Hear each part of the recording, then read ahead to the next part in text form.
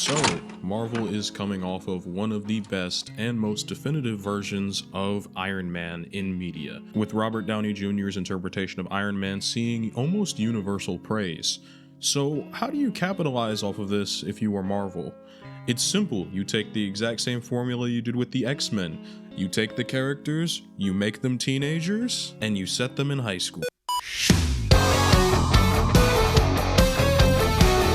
So, if you haven't gathered already, we're talking about Iron Man Armored Adventures. I thoroughly enjoyed this show growing up. I thought it was pretty good, even if the animation isn't as great as I once thought it was back in like 2009. And I think it's really worth taking a look at. The show typically will follow Anthony Edward Stark, i.e. Tony, and his group of friends as they navigate high school and just kind of the world around them as things go, being teenage superheroes. And it all has to start somewhere with episode 1, in which we are introduced to a 16-year-old Tony Stark who is living happily with his father working at Stark International. By this point, Tony is not in high school, he is homeschooled. He spends almost all of his time with his father since the death of his mother, and the two of them are super geniuses, for lack of better terms. They're constantly coming up with anything and everything to one-up each other when it comes down to making inventions and trying to progress through future technology. Tony is shown from very early on in this show to want to help the world. He doesn't want to make weapons. Almost everything Tony invents is going to be used for exploration, excavation, or to help save lives. But of course, there are people in Stark International who would rather see all of these developments go towards weapons as it's far more profitable, i.e. Obadiah Stane. But not everything is obviously going to go perfect. We gotta have a start to this show somehow, and that begins with Tony trying his best to show his dad his brand new invention, only for Tony to end up in an accident that would leave him both in need of a heart monitor and without a father. This is their origin for Tony. It was a rogue plane attack that landed him with the shrapnel in his chest that he needs the arc reactor to use to live. And on top of all of that, Tony is now no longer living at Stark International nor with his father. Tony is now living with his best friend Rhodey's mother, Roberta, who happens to be an esteemed lawyer, and Rhodey's dad is pretty much absent from the series as he's a military man. And when Tony does finally go back to visit Stark International when he's healthy, he sees that pretty much everything is different. Obadiah Stane is running Stark International almost like a complete weapons company. Everything is super professional, the employees do not seem to be happy, and in almost a comically evil takeover, everybody seems to be miserable and sad, and even the decor of just about everything in this area has changed, especially when it comes to the guards and the way they dress as well, to be more intimidating. Tony, of course, is not very happy about almost any of these changes, and from what we are shown, especially early on in this show, Tony has a temper. He is only a 16-year-old, and he is kind of unruly. He is very temperamental, he is arrogant, just as always, but he also does, at the end of the day, have a decent heart, and of course wants to see what's best for his company and his employees, and he doesn't think Stane is that. But he would have to wait 2 years, as Tony can't take over until he is a legal adult at the age of 18. So he has to sit back and watch Stane pretty much destroy the entire identity of the company that his father had built and Tony had been semi-helping run since he was a little boy. This obviously leads to a very frustrated Tony. Hey, how'd it go? Never mind. And to make everything worse, Tony is finally forced to go to high school. He's no longer being homeschooled and now has to deal with the public education system. I truly feel sorry for him. Now, obviously, Tony Stark is a genius, and he doesn't really value school almost at all, especially because most of it is pretty below him. And when Tony is offered a free period, he just kind of goes to the roof and hangs out, as he knows absolutely nobody at this school other than Rhodey. And in this alone time, we see that Tony is almost completely hyperfixated on his company. He is hyperfixated on the loss of not only his father, but the loss of what he once had. We are shown what Tony had to go through after the plane had crashed. We are shown that the only thing that kept Tony alive throughout all of this entire situation was the armor that he had built. Tony had built this armor as a search and rescue design, so it was built for extreme conditions, and it was built to not only keep the wearer safe, but as well built to save others' lives. So of course, Tony would look to that as being his first and last resort, especially in a situation like this. And while Tony was having this little trip down memory lane, we're introduced to our third and final main cast member, that being Pepper Potts. She is almost like a manic pixie dream girl tomboy in this show, and is often used for comedic relief, and is one of my favorite characters personally in this show. Now, with the main cast introduced, and of course, Tony finally getting out of his regular high school day, we are shown the Armory. This is the place where Tony will keep just about every single one of his inventions and Iron Man armors while he is not off, saving the world or at high school. Now you must be wondering, how does Tony afford all of this in high school? Well, apparently he still has access to his trust fund, although I don't know how that works considering he doesn't have any access to anything company related until he's 18, but he does have the access to his trust fund. And Tony's whole idea behind having this armory and behind using this armor, he wants to spy on Obadiah Stane. He wants to use his tech in order to try and help his company as best as he thinks he can, which in this position would be spying on Obadiah. But at the same time, the show also introduces the idea that Tony has to recharge the implant on his heart every 24 hours, and that the suit is going to drain a decent amount of power from the implant on his chest. And so Tony suits up for the very first time that he has ever done, all with Rhodey being his guy in the chair. And honestly, it's a really well done sequence. I think it's the best the show looks is when Tony is in fluid movement with his armor. And of course, because this is a superhero show, while Tony is using his armor and taking it on a test flight, a rogue train is going to go land and hit Stark Tower, potentially killing every single employee inside if the train isn't stopped. And so obviously, Tony has to stop the train. So of course, Tony tries to stop the train with varying degrees of success, especially when his implant on his chest is slowly dying and draining all battery in an attempt to keep the suit powered, because yes, the suit does run off the exact same power that's keeping Tony alive. This will become a recurring plot device. And of course, like always, Tony is finally able to stop the train, and he's finally able to save the day.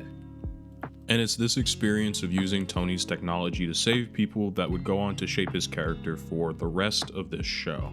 My dad always wanted to use technology to help people, to save lives. And that's what I'm gonna do.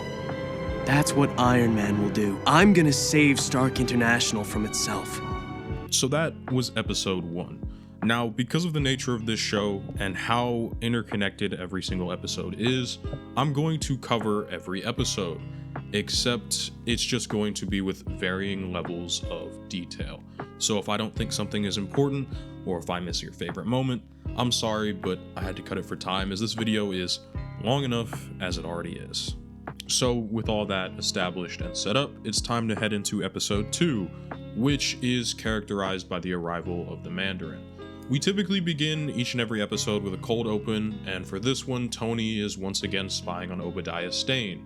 He is trying to understand what Obadiah is doing, and obviously try to stop whatever plans Obadiah has in order to use his technology as a weapon of sort. But of course, because Tony has been going around the city and saving people, he has garnered the attention of the media, who love to play cat and mouse with him.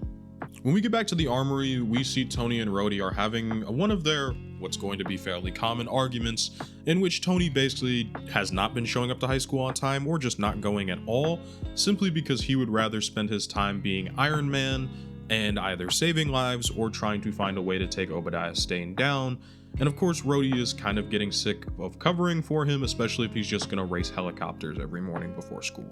Also worth noting, in this episode, we are formally introduced to Happy Hogan, who will be one of my personal favorite recurring characters in this show. Now, during Tony's morning spy session, he had overheard that Obadiah was going to use his Earth Movers as gigantic living laser type weapons. Essentially, Tony had designed these Earth Movers to excavate areas specifically for looking at ancient ruins without hurting any of the environment or any animals. Now, Obadiah Stane, of course, thought, well, gee, how can we use this for the military? And of course, Tony now wants to stop Obadiah from using his technology to potentially harm people. So Tony, in his infinite wisdom, decides to skip school once again to go check on these Earth Movers and just understand exactly what Stane has done to them in order to turn them into weapons. And unfortunately, he gets the ire of Stane as they are on the Stark International testing grounds. And while Tony is busy getting hit by these Earth Movers, we're introduced to somebody very important in the show. That would be the Mandarin. You see, Tony's dad, Howard Stark, had been digging up what he believed to be Makluan ruins. Essentially ruins that held these rings that are of various powers and potential abilities. Tony's father perceived them to be advanced technology, but to us it looks very much like magic. Now, the Mandarin has come searching for Howard Stark's ring, which just so happens to be in the possession of Obadiah Stane. And so Iron Man is trying to figure out how to destroy the Earth Movers because they're quite literally going to blow up the city due to having unstable power cores. Obadiah Stane is busy getting robbed by a dude in an all-black suit who looks pretty cool in my opinion. And for good measure, we're treated to, in my opinion, one of the coolest scenes in this entire TV show, which is kind of funny because it's like the second episode, but regardless, Tony does end up saving the day and destroying the Earth Movers by absorbing their energy. But this episode is far more important for setting up the conflict between Tony Stark and the Mandarin, as that will be the main overarching focus of this TV show, as it's set up almost like an episodic adventure with long strings of connecting plot lines throughout. Oh, and Obadiah Stane offers Tony a job as his bodyguard or whatever. I think that's a kind of like a nice little reference to the fact that Iron Man used to be Tony Stark's bodyguard in the older comics, but regardless, Tony says no. And we end the episode getting to know just a little bit more about the Makluan rings and who the Mandarin is. The man in black, the Mandarin. He had my father's Makluan ring. What he did, the energy he produced, I don't know how to explain it. My dad was right, Rhodey. These rings, what if they are some form of technology? And we are shown at the end of the episode who the Mandarin is, which I kind of didn't mention earlier, but it is revealed that Gene Khan is the Mandarin, leader of the 10 Rings, and he's imprisoned his uncle, the old Mandarin, and nobody knows that Gene Khan, who's like 16, is running this whole organization. And that is a pretty nice segue into episode 3, which is going to involve Tony Stark meeting Gene Khan, all in the event of trying to figure out how the Makluan rings work and potentially where to find more to prevent the Mandarin from getting more of them than Iron Man has. Which is kind of ironic, but neither of these characters know who is who at this point.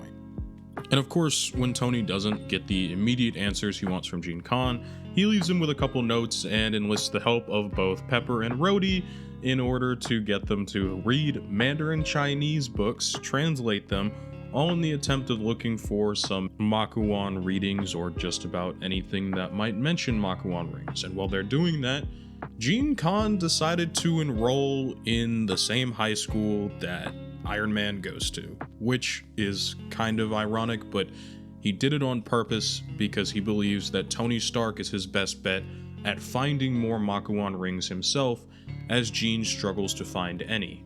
Oh, and they pair Gene and Happy together, and it's one of my favorite duos in this show.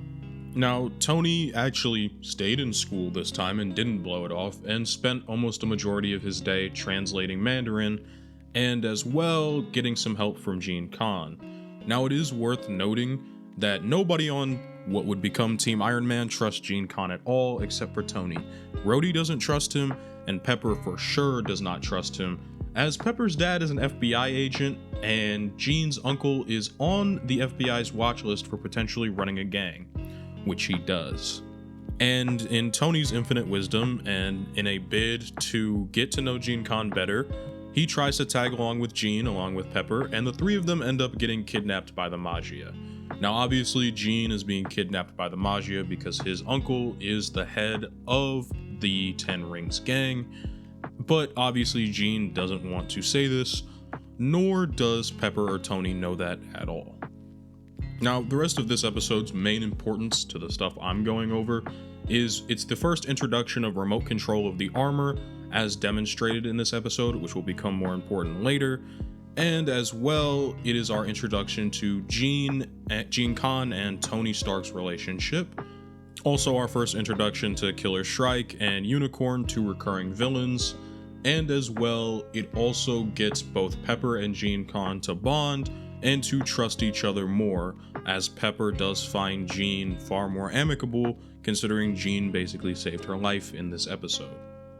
And with Tony making new allies in the form of Gene Con and things of that nature, we're shown that he pretty much puts his blind faith into anybody and everybody who he thinks will help him. Tony sees that there is an issue going on at Stark International early in the morning, well before school, and what the problem is it's summer, but it is quite literally snowing outside. And what he finds inside is a man who happens to be wearing a suit of armor much like himself, except this suit is used for freezing just about anything in his path. Who Tony meets is Blizzard, a man who wants to get revenge on Stane for what Blizzard tells Tony is a failed malpractice in science. Essentially, he was working on projects for Stane, and in the process, Stane framed him and then basically got him arrested and made him lose his family.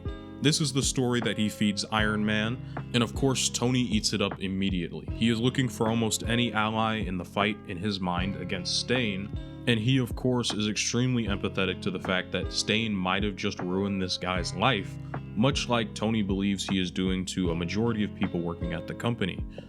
And Tony really does just put his blind faith into this guy, and I think part of it is simply his hunger for revenge against Stane, which is going to be a recurring theme, especially throughout this first season.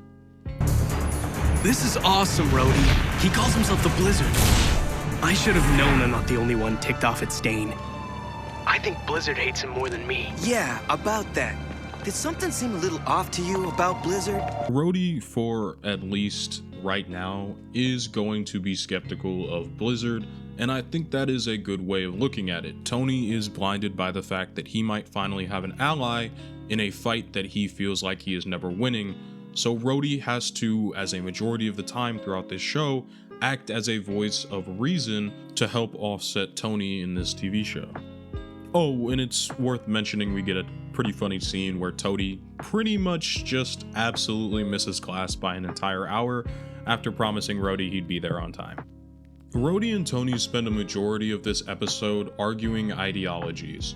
Essentially, Rhodey does not believe that Blizzard, aka Donald, is a good person. He thinks that Blizzard is only out for revenge and nothing more, and that he is simply just fueling Tony's want and need for revenge at the same time, and using him to further his own gain, where Tony is basically so absorbed in his single-minded thought process that he doesn't believe that there is any problem with him helping Blizzard in order to take down Stane, even if the methods Blizzard uses aren't exactly on the up and up.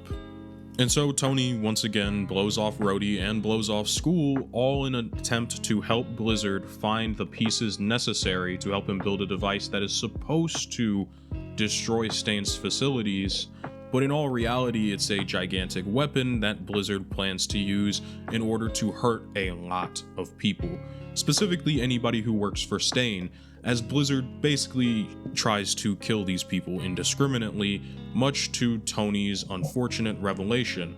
Not to mention that Rhodey has been having Pepper, in the background of this entire episode as the B-plot, basically research on Blizzard and find his real name in the FBI database, only to find out that this man is nothing more than a con artist who happened to get burned by Stane because Stane had to fire him once it was found out that he was doing things that are illegal. Now, obviously, Stane knew he was doing things that were illegal, but obviously to save face as a company head figure, once it was exposed, he had to be fired.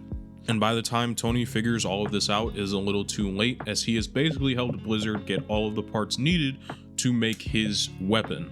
And unfortunately, Tony is left blindsided by this. Which of course leads Tony to being extremely frustrated. He blew off Rhodey, who was his closest friend, and ignored him simply because he thought he might have the chance of a new ally. Rhodey was right about Blizzard. He was right about everything. You forgot that I'm better looking than you, too. Now, as is the case majority of the time in this show, Rhodey obviously takes it in stride. He's almost always one of the characters who's going to take the high road, and of course, Rhodey's also one of the characters to give pep talks in this show, especially when somebody is feeling down. And he does the exact same thing for Tony. He is truly his best friend. This, of course, gives Tony the motivation to go back and defeat Blizzard and keep him from quite literally killing a lot of people at Stark Tower. Oh, and to finish off the episode, Tony totally did promise Pepper that he'd go to Happy Hogan's birthday party, and Tony regrets that very quickly. And by better idea, I mean horrible, horrible idea. Episode 5 is really all about fleshing out Pepper as a character and giving her some of the spotlight of an episode, as well as showing off how absent-minded Tony can be as a friend. To start the episode, Pepper's dad, who is an FBI agent, is on the tail of somebody called Mr. Fix-It. Fix-It is responsible for gearing up all of the supervillains throughout, whether it's this show or, as the FBI say, just random people. And he has entailed the help of his own creation, Whiplash, an assassin that Mr. Fix-It uses anytime somebody's getting too close to him, and in this case it happens to be Pepper's father, who ends up being maimed by Fix-It. Now, while all of that's happening, Tony is busy and hard at work, not showering, and making brand new armors. All in a bid to stay ahead of the game when it comes to the villains he's facing, as he's faced quite a few at this point between Blizzard, Killer Shrike, and of course, Unicorn. Now, while Tony is busy doing this, he has basically blown off Pepper, who has sent the dude like 92 messages and probably 60 calls. It's a running gag throughout the show. And of course, when Tony does get to high school, Pepper tries to talk to him about the fact that her father is not only in the hospital, but potentially facing death. And Tony essentially blows Pepper off completely in the event to go do whatever else he wants to do, specifically to help make armors. And Pepper is extremely frustrated by this. She, of course, wants to express how she's feeling to one of, if not her only closest friend in high school, and considering that he is blowing her off, Pepper feels completely miserable about all of this, and she is rightfully so extremely frustrated with Tony. And by the time Tony actually figures out that Pepper's dad is in the hospital, she is far too angry and upset with both of them to even answer a single one of their questions, and instead she goes off on her own to try and figure out who tried to kill her dad, because she obviously wants to get revenge. Pepper does have this little quirk where she believes she's going to be a SHIELD agent and some unknown badass, but you know, it's a kid's cartoon, so I'm just gonna let it slide, but I find it pretty funny. Now, obviously, Pepper's attempts to go super soldier spy didn't work out almost at all. She calls Rhodey in a panic as Mr. Fix-It is sending assassins after her in order to quite literally kill her and do her the same way that was done to her father. And so Tony suits up and finally goes to save her. My dad was investigating a guy called Mr. Fix, some kind of inventor. He's a high-tech arms dealer. He supplies guys like the Magia. And I really wanted to talk about this episode, not because it fleshes out Pepper as a character, gives her more to do, and we get to see more sides and more depth to her character, but it also is the episode that Tony finally reveals his identity to Pepper. Yes, about 5 episodes deep it takes for him to reveal his identity to one of his closest friends. How long have you known? I didn't! Oh man, but I do now! I can't believe you're really Iron well for that. Now, obviously, to anybody else, this would be a huge thing that their best friend is a superhero and didn't tell them, but Pepper, because of her personality, pretty much just accepts it and is kinda just cool with it, which I kinda liked because I'm never a big fan of the whole "you didn't tell me you were a superhero" type drama, but that's just me. Although, unfortunately, Mr. Fix did track both Pepper, Rhodey, and Tony all the way back to where Rhodey lives at his home, and by extension where Tony's armory is, although oddly enough they didn't put 2 and 2 together that Tony Stark is Iron Man. But regardless, we also get introduced to my favorite one-off suit of the entire show. That being the Silver Centurion inspired armor, which quite literally was made for dealing with Whiplash, and only appears in this episode, unfortunately, because it's a really cool looking armor. Regardless, this is the episode where we see Team Iron Man actually come together and be formed in their entirety, that being Tony Stark, Rhodey, and Pepper all as one set team. Would have totally helped you fight crime weeks ago. Oh, we should be fighting crime right now! Pepper! Sorry, but seriously, why didn't you tell me? I've tried to tell you 1,000,000 times, but you won't stop talking long enough to let me. And I think the first episode that has the entirety of Team Iron Man does a really great job of showcasing each person's strength. So at the start of the episode, Tony is once again blowing off his schoolwork to save the day.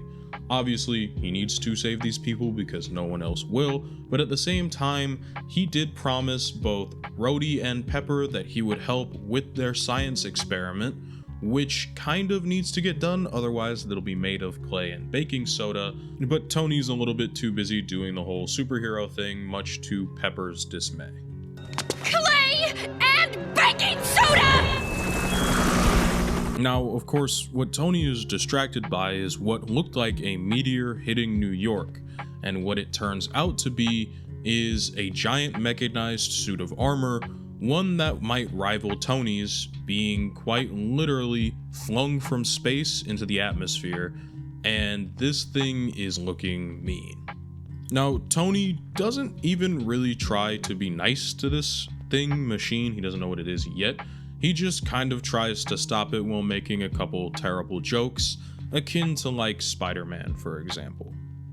And when that doesn't work, Tony of course tries to assault the machine, and that goes about as well as you can think, considering the machine is almost triple Tony's size. He does absolutely nothing to it. And so after he gets the snot thoroughly beaten out of himself, he asks Team Iron Man for a different kind of help, choosing to try to tackle this in a more cerebral way, less than a pure physical one.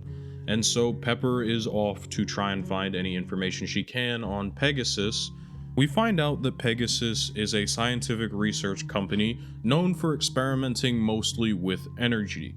Essentially, they had sent Ivan Vanko to space to do management and to understand the solar rays better and to better understand the sun. Now, in doing this, Ivan strayed too close to the sun, and because of a miscalculation, he ended up stranded in space for years. And of course, the man leading the project, Anton Vanko, decides that there isn't enough resources to go and venture to get Ivan and instead abandons him there. Now, Iron Man learns all of this as Ivan Vanko, who is operating what is known as the Crimson Dynamo armor, has basically showed up to Pegasus in looks of revenge for basically being stranded in space and being left without his family. Now, obviously, Iron Man doesn't want to have anybody die, and so he tries his best to hold off Ivan Vanko, all while Pepper is going to attempt to find his family, all in a bid to calm Ivan down, as Iron Man pretty much knows he stands zero chance fighting the Crimson Dynamo armor, as it is far too advanced and far too powerful. So instead, Tony has to rely on Team Iron Man in order to help him solve the problem. In the end, Ivan Vanko is reunited with his wife and his kid, and oddly enough faces absolutely no criminal charges for everything that has happened, probably on the basis of psychosis because dude was left alone in space for I think a year. And now it comes time for Tony to help his friends with their science project, of which he doesn't because he falls asleep in his suit once again. Classic Tony avoiding schoolwork. Now, one thing I love about this show is that even innocuous background characters or little details that you think might not matter always have carryover. For example, Tony's pretty much been blowing off school a majority of the time throughout this show. Heck, he's in class right now and he's not even paying attention. He is too busy listening to radio reports for any sort of incidents at his school. And while doing all of this, his grades are suffering, and that is going to come to catch up with him in this episode, especially when one of his closest friends, Pepper, is unfortunately going to have to rely on him for another school project. But Tony doesn't have time for that, nor does he really need school. There's a case of somebody using stolen technology in order to make the world a less safe place. So of course, Tony goes to deal with that instead. As it turns out, Tony is faced with somebody who has a piece of his father's technology, and then this technology was essentially going to be used as a teleportation device, but the technology wasn't anywhere near close to being finished, and so the wearer is essentially a walking time bomb of energy. And of course, the person wearing the suit doesn't know this, but Tony does because he understands the technology.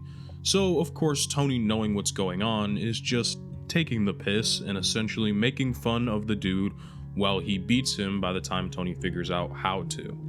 Now obviously Tony is extremely frustrated by the fact that his dad's technology seems to keep finding its way into criminal organizations as the episodes progress, and he wants to blame Stane for this, for opening what his father used to call the vault, in which he would keep all of his secret technology. Unfinished tech, to be specific. Dangerous technology. And Tony demonstrates more of his anger and just genuine disdain for this type of thing. Now, unfortunately, Tony's rant and need to figure out what's wrong comes to an end when Roberta confronts him about the fact that Tony is flunking out of high school. He's a genius who just doesn't care about it. And so to motivate him, she plays him a clip of his father. Tony, too much money and power can be overwhelming for anyone, even someone as special and gifted as you. I can't let you go down the wrong path. And if you're going to take over Stark International, you'll have hundreds of employees' lives in your hands. Learn to have a normal life, Tony, with balance. You need to have friends, to go to school, to learn all the things I couldn't teach you. Howard basically had left Tony a speech in case he was struggling with the normal life that he was trying to be given, as normal as a life as Tony could have, in that Tony has to graduate from high school. He is required to graduate from high school, and he is required to live a mostly normal life, all in a bid on Howard's part to try and make a more well-rounded Tony, in order for Howard to try and leave a more well-rounded person to run his company. And of course, this frustrates Tony to no end, because his father's tech is being stolen, Obadiah Stane has turned his father's company into a weapons manufacturer, and he just can't fathom the fact that he has to deal with being in high school, because it's beneath him intelligence-wise. This leaves him frustrated and extremely angry, and, like always, shunning the people closest to him. But eventually, Tony does come around to the idea of being a more studious student. He actually takes time off from being Iron Man and from saving people in order to study for school, specifically the classes he's bad at, such as theater, and actually showing up to and staying in classes throughout the entire day. He becomes an active participant, all in the event to make himself better at what he's doing, and to secure the fact that he will in the future be leading Stark International. Now, all of this, of course, gets cut a little short when what we now know as the Living Laser to come back out of the woodwork and challenge Iron Man because Iron Man had made fun of him. Yeah, Tony kind of is so great at creating his own problems, and this kind of reminds me of Electro's whole motivation for wanting to fight Spider-Man in The Amazing Spider-Man 2, but that is, like, besides the point, I guess. Tony, as per usual, is able to defeat the living laser by locking onto his frequency and blasting him off into space and basically dust, hoping that Tony didn't kill the living laser and just made him into a ball of energy. All while Tony is just in time to make his play, of which he did not memorize because he was too busy being Iron Man. But part of the balance is that maybe sometimes you should be rewarded for doing the right things, even if you have to do something wrong in the process, like cheating on a theater assignment. And honestly, I don't blame the dude. Remember how I said every single episode kind of leads in a plot thread to the next episode? Well, this one isn't super important. It is there to show two things: evolution of Tony's tech, as well as show what Obadiah Stane is doing with Howard Stark's vault. As Tony Stark develops his first stealth tech suit of the entire series, all in a bid to see what Obadiah is doing with the vault, only to find that his father's vault is completely cleaned out, and all of the technology that was being held there is gone. Now keep in mind, this is all prototype technology that is dangerous. And before Tony can get out of there after seeing what was going on, his entire suit fails because the power consumption needed for the stealth tech completely drains the suit dry. And if it wasn't for the help of Whitney, who happens to be Obadiah Stane's daughter, Tony most definitely probably would have gone to juvie for this whole act, as he has to ditch the suit and try and get it back before they find it. And thankfully, for whatever reason, probably for the fact that Tony's cute and Whitney likes to piss off her father, Whitney pretends to have invited Tony to hang out. Now, of course, though, this means that Tony's Iron Man armor, his Mark I, his one and only, is stuck inside of a vault inside of Stark International, a place he can't really get to easily. So Tony has to figure out a way to get his suit back. And of course, that means it's time for our children's cartoon Heist of the Week. I personally really enjoy these types of episodes, but basically Tony goes on convincing his old assistant, his father's old assistant, to get a signature from Stane, while Pepper convinces the principal of the high school, and Rhodey gets a couple other people on board, including the main teacher of science and robotics at the school. Oh, and Tony has to also pay off Happy, because Tony's technically not allowed in the building as he's banned by Stane, and Happy just doesn't really care to go inside for this field trip because I think he was low grades. So Happy agrees to be a distraction for Tony in exchange for getting all of his homework done. And the heist goes off with a lot of hitches. It did not go well, but in the end, Tony did get his Iron Man suit back after swapping the power cells, and ended up on the bus well before Stane arrived there to keep his cover maintained, and shout out Happy Hogan for being the best bro and keeping his secret safe. Yo, cue ball! Can't you see we're busy? Stark's been helping me with my homework all morning. You were inside the building. There are hundreds of security cameras. I'll find out. Sir, the hard drives crashed when the power went out. All of today's surveillance video, it's gone. But it didn't all really end flawlessly, because Tony's armor may or may not be on top of the school bus, so they make a joke about having another heist off screen. Okay, so if you remember earlier, I was speaking on the Makluan rings, Gene Khan, and the Mandarin. Well, in the background of just about every one of these episodes, Gene and Tony have been trying to discover more and more about the Makluan rings, eventually leading them to the fact that they should probably explore Howard Stark's place in which he found the second Makluan ring, of which has no powers active. Now, obviously, Gene wants to go there in order to activate the ring to gain more powers, and Tony wants to go there in order to understand more about the Makluan rings, so it's a win-win to the two of them. And while Tony did plan to bring both Gene, himself, Pepper, and Rhodey, all while showing off his brand new backpack, which turns itself into his Iron Man armor, a portable Mark I if you will, but Rhodey is highly skeptical of Gene. You see, while Pepper might have had the experience previously of being kidnapped with Gene, and she has come to trust him more, Rhodey doesn't trust Gene at all. and he simply believes him to be a bad influence on Tony and the rest of the team. But Tony really just ignores this, and they go ahead anyways to break into this Stark Industries facility, which they oddly find to be completely abandoned, as Stane has absolutely zero interest in the Makluan rings, or just about anything to do with history, as he cares more about finding weapons. Now, when Team Iron Man plus Jean enter the Makluan temple, they find that the ring has already been taken, because Howard Stark already has it, but when traversing further inside of the area, they find the test chamber for the Makluan ring, a way to activate it. Essentially, each and every one of the Makluan temples is going to have a sort of test to see if you are worthy. Now, the test in this one is to say whether or not you would use knowledge or you would use the sword in order to defend in war times. Jean immediately goes to saying that it must be knowledge and it must be the book, even if Rhodey warns him that it might be dangerous and might not be correct. Jean Khan decides that he is correct, as he is definitely an arrogant prick because he believes himself to be the rightful Mandarin.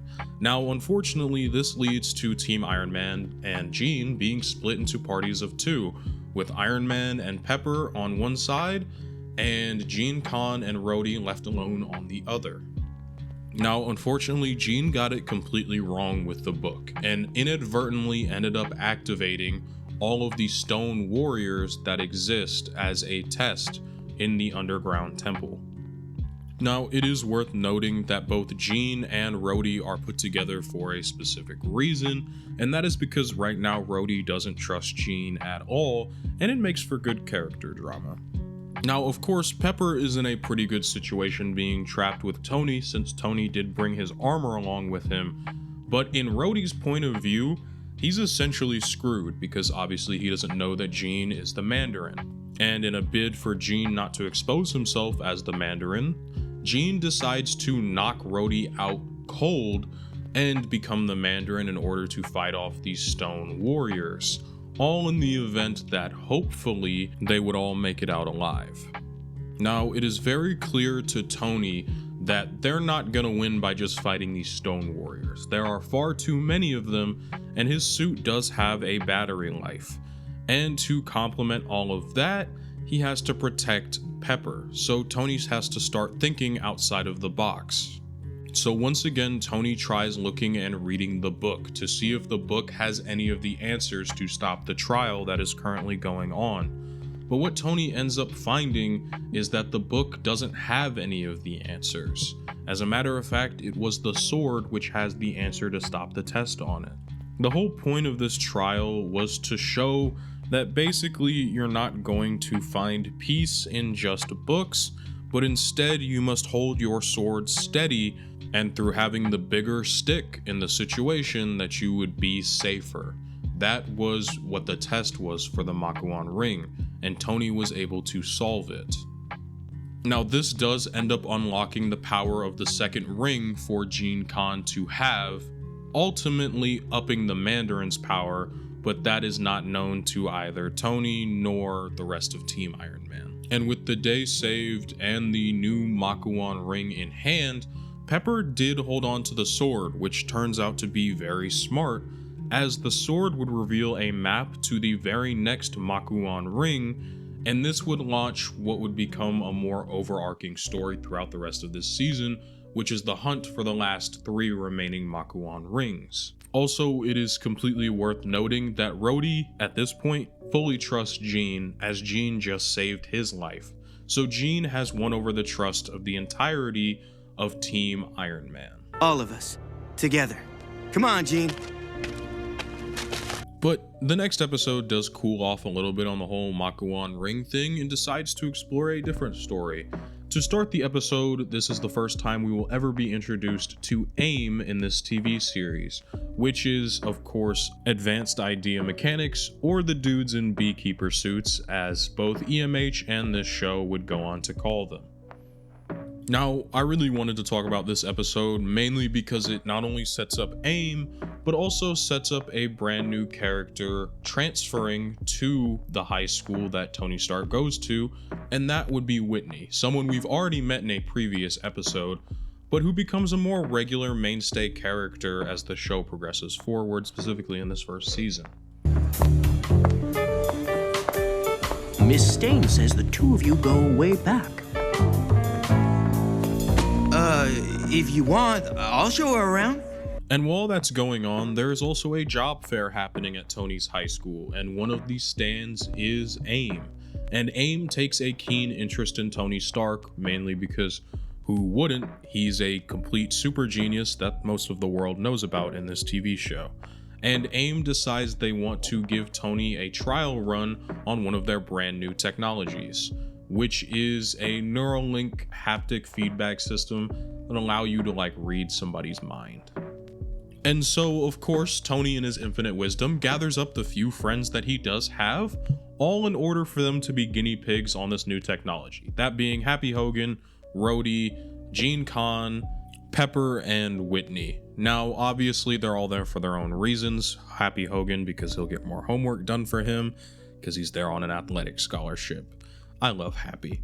Regardless, Tony decides to run this experiment on this untested technology, and as it turns out, as no surprise, it's a complete and utter trap, as this technology is just going to be a brainwashing mechanism for AIM to use in the future, and this is just their test run.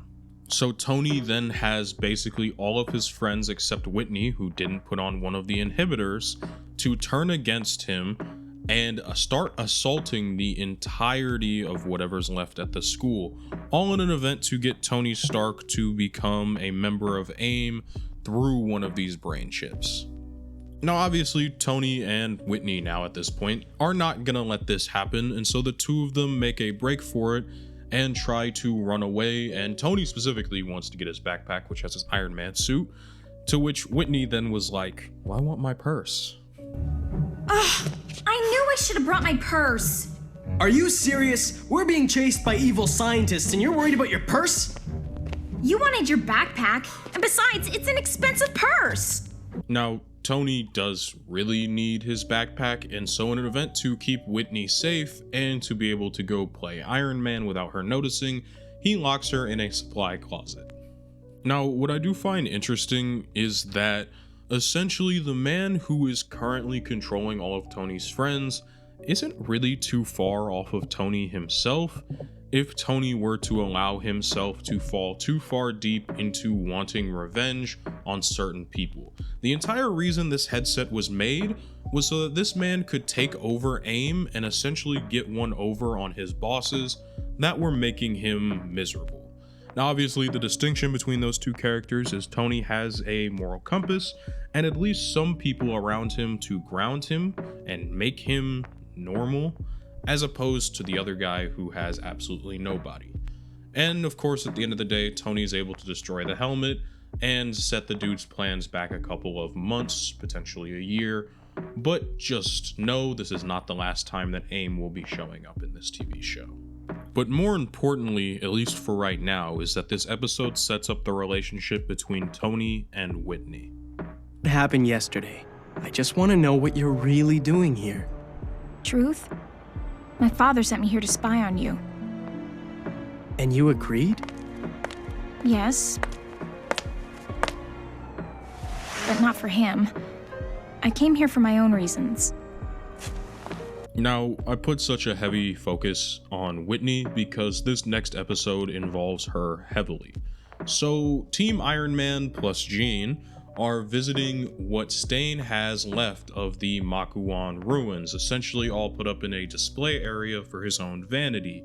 Now, Team Iron Man plus Jean are there in order to figure out if they can find out anything more about the Makluan rings just by exploring. And they honestly don't find very much. But what they do end up finding is Stane, who is shooting up his own gallery. Now, obviously, Tony and Team Iron Man are completely baffled by the fact that Stane is shooting up his own art gallery, and by the fact that Stane does pull one of these stand-in for guns, at Tony's head when Tony tries to stop him. So Tony basically does what he usually does and ignores his schoolwork all in the events of trying to figure out why Stane would have a psychotic break and do something like this. All while he's also trying to find time to spend with Whitney because obviously Tony has a thing for her. He's just got a thing for blondes, I guess.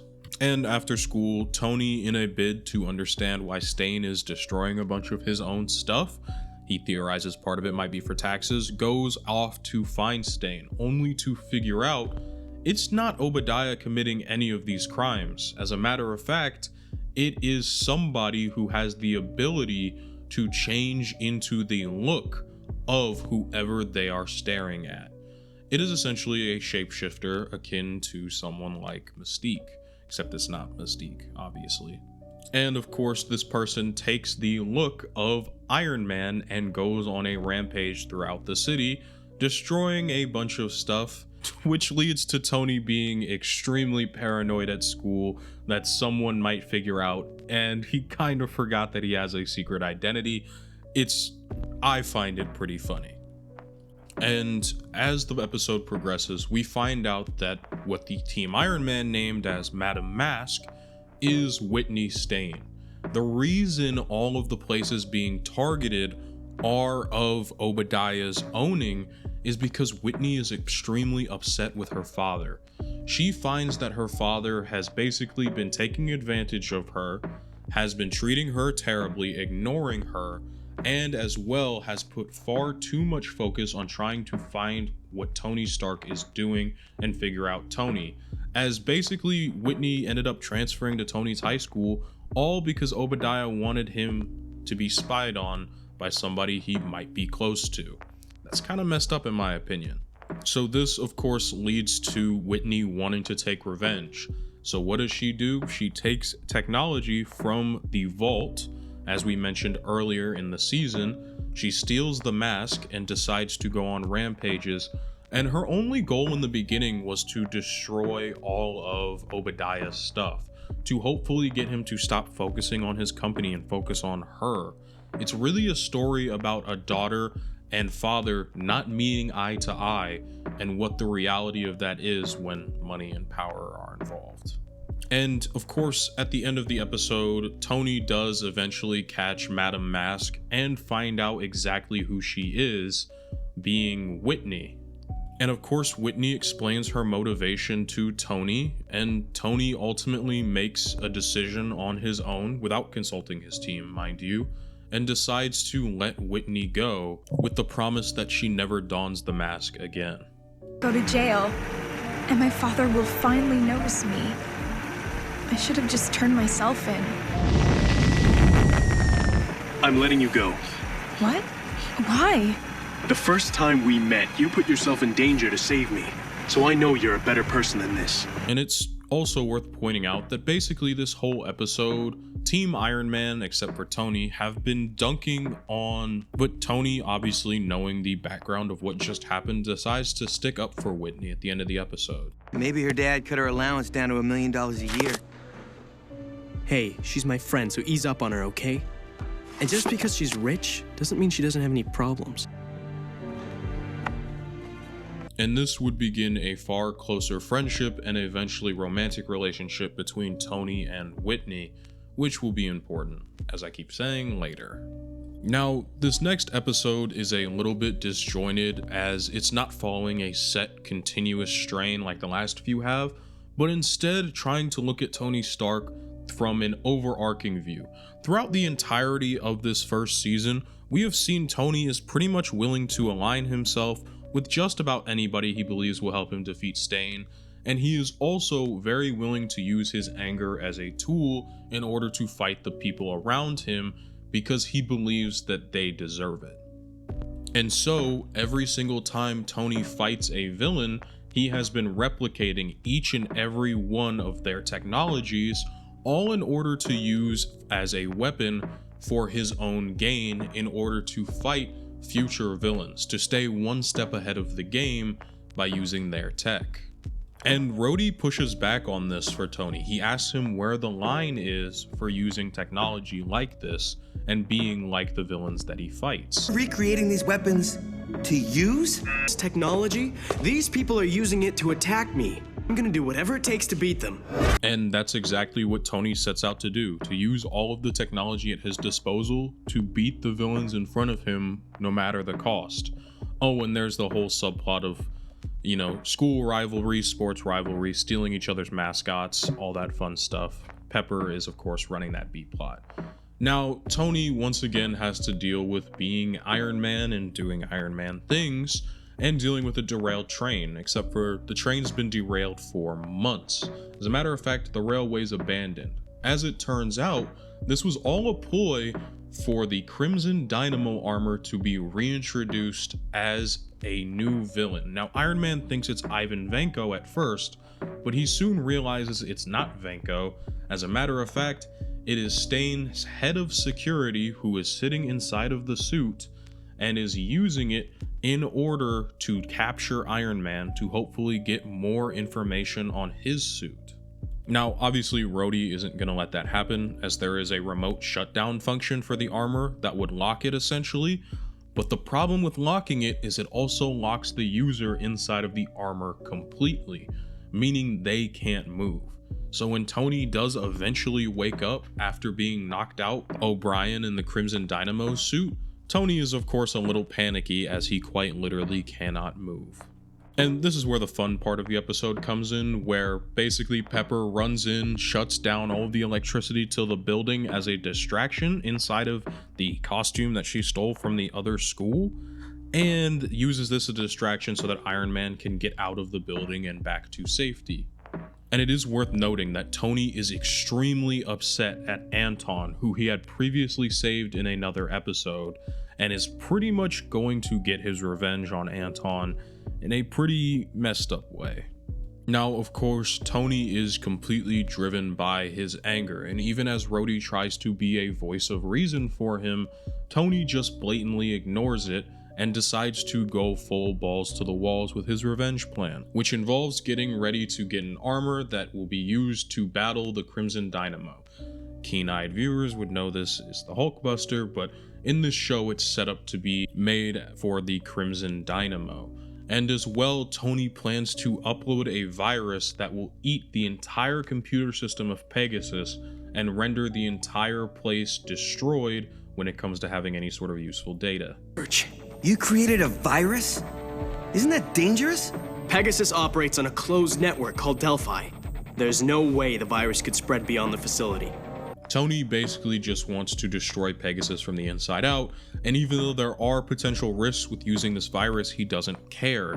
And Rhodey, even though he continually tries to nudge Tony on the right path and tell him what he's doing isn't exactly correct, as he's moving out of a place of revenge and less out of a place of wanting to help people like a hero should, at least in Rhodey's eyes, Tony just brushes him off and ignores him.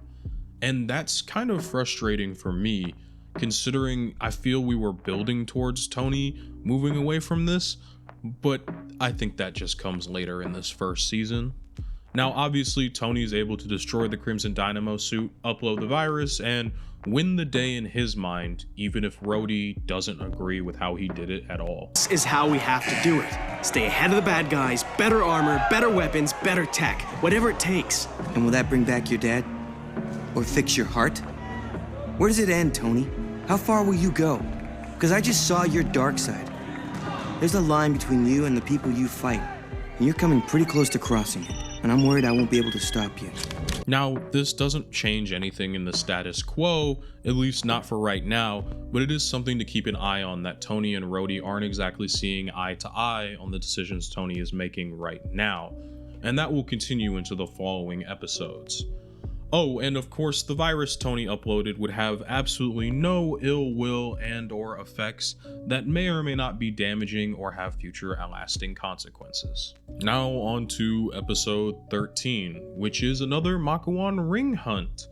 But if you would notice, Team Iron Man basically isn't on this hunt at all. The only people who are doing it are Tony and Jean Khan.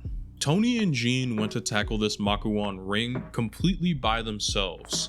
Now, Tony's rationale for doing this is that he saw how dangerous it was at the last Makluan ring site, and so he wanted to go by himself and brought Jean because he speaks Mandarin, but I don't 100% buy that. I still think there's a little bit of ill will from last episode going on here.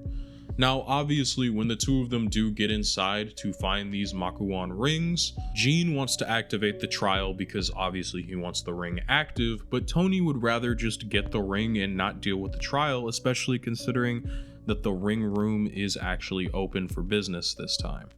Now, when Tony does collect the ring and bring it back to Team Iron Man, they are rightfully so frustrated, specifically Rhodey, for the fact that Tony went off and did this by himself, despite asserting the fact that they were a team and that they would do these things together.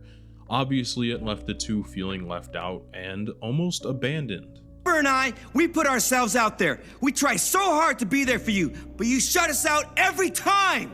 Look, I get that you're mad, but you guys almost died last time we went to one of those temples. I can't risk that again.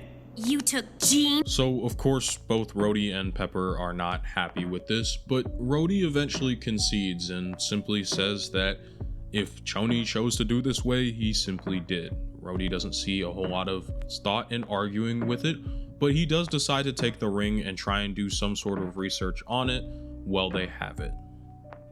But of course, since they didn't actually do the trial, the ring isn't active, so Jean willingly goes back to activate the trial in order to activate the ring because he feels as though he needs to have the ring to be usable, as Jean wants all 5 of the Makluan rings to fulfill his birthright as the Mandarin.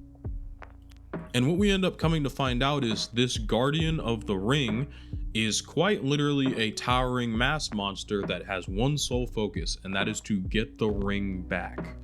And the person who has the ring at the moment is Rhodey. Now, even the US military tries to get involved, as obviously this is a giant creature walking the streets of New York, but nothing seems to work against this monster. Any sort of conventional weapon that gives kinetic energy simply makes the monster grow bigger and stronger. So that leaves Tony to try and have to figure out how to defeat it, and no, his repulsors didn't work at all. And to make things even worse, Jean, as the Mandarin, has come out of nowhere in order to try and obviously defeat the trial himself. And so while Iron Man and the Mandarin are having a slight little spat, Jean just decides it's not worth it and figures Iron Man can handle it himself regardless. And so now they have to figure out a way to get him to stop. Now, Rhodey presents the idea of simply handing the ring over to the being. This whole test is about courage. Rhodey's idea is what is more courageous than simply handing him the ring back. Now, what I like about this solution is that it's completely wrong. Rhodey gets it completely wrong, and I think that's something good for his character. He's not shown to be this infallible, always right goody two-shoes. He can be allowed to be wrong sometimes. There's more than one kind of courage. What if giving back the ring is the courageous thing to do here? Right. What actually worked, and goes as the antithesis of what Iron Man did in the last episode, is that by giving up and by shutting down his armor, by laying down his weapons, that is the courage that the trial was looking to seek, which will then give the ring its full power and activate it. And of course, the very second the ring is activated, Jean Khan blows Iron Man out of the way and takes his hard-earned work for himself because that's just the Mandarin way. And at least at this point in the show, Iron Man is nowhere near on the power level to even try and fight the Mandarin, unfortunately, but he does at least put up a good enough fight that the Mandarin has to abandon course and leave. But if anything, this episode is another valuable lesson for Tony on the message of teamwork. He tries to do everything either on his own or maybe just with one of the multiple members of Team Iron Man. And what really needs to happen is, and when we see the team working as its best, such as in the Crimson Dynamo episode, is when they're all working together, working to their strengths. It's something Tony finally gets at the end of this episode. We've got a better shot together. We'll find the Mandarin, and then Iron Man will take the rings back. All it takes is